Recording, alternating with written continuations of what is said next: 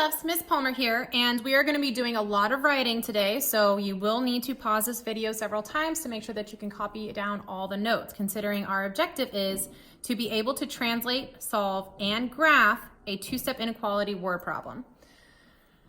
So the first thing we're going to do is translate all of our numbers. To do that, we're going to cube. We're going to cube our problem. So I'm going to circle all of my numbers.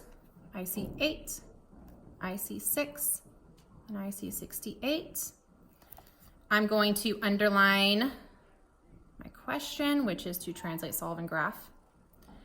And then I'm going to box keywords. I see difference, I see the word times, and I see the word minimum. I'm also going to box this a number, because I will need to translate that to a mathematical expression. Once we translate, I know the difference of 8 and 6 times a number. So I'm going to take the difference, considering I know difference means subtraction.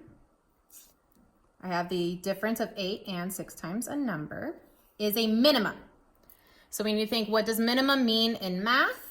And if I'm trying to find the minimum, then that means I can be equal to or greater than 68. And now I'm going to go through the process of solving. So the first step I'm going to do is get rid of this 8 by inverse operation. So considering it's positive, I know I'm going to be subtracting 8 from both sides of my inequality sign. So I'm going to bring down my negative 6a, bring down my inequality sign, simplify 68 minus 8, and get 60. And now I need to use inverse operations to isolate my variable a by dividing both sides by negative 6. Now, since I am dividing by a negative, that means that I am changing my sign from a positive 60 to a negative 10. And considering I changed my sign, I will also have to change my inequality. So final step is to graph the inequality. A is less than or equal to 10. We're going to put it on a number line. Going to graph 10 with a closed dot. I'm graphing it with a closed dot because it's equal to. And then I know it's everything less than. So I'm going to shade everything to the left. Okay, we're going to try to go through one more and do the exact same thing. We're going to start by cubing our problem, translating it to math, solving, and then graph it on a number line. So my word problem is Megan has $30 in her account and deposits $10 per week.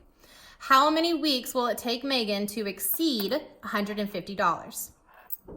My first step, circling all my numbers.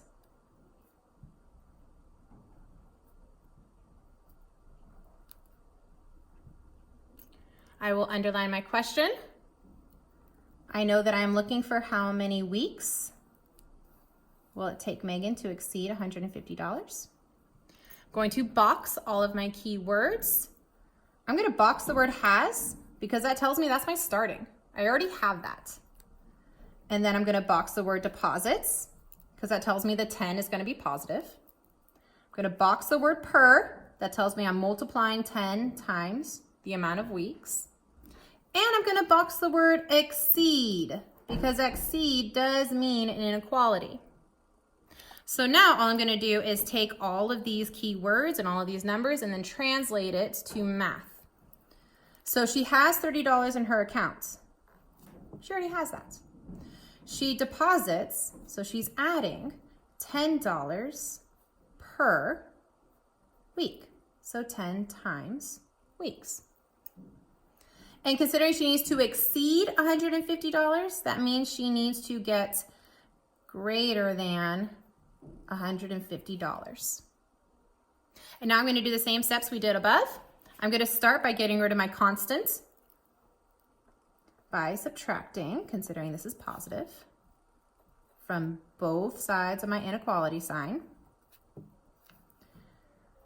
Simplifying that out, bring down my 10x, bring down my greater than sign, and simplifying 150 minus 30, you should get 120. My final step, I will simplify again by dividing both sides by 10 to isolate my x.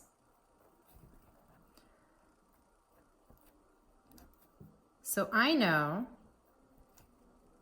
that I have to exceed $150, I need to be saving more than 12 weeks. So to graph my inequality, you will draw your number line, graphing your solution of 12. I am going to leave it as an open dot because it's not equal to 12. It's everything bigger than 12. Shading to the right.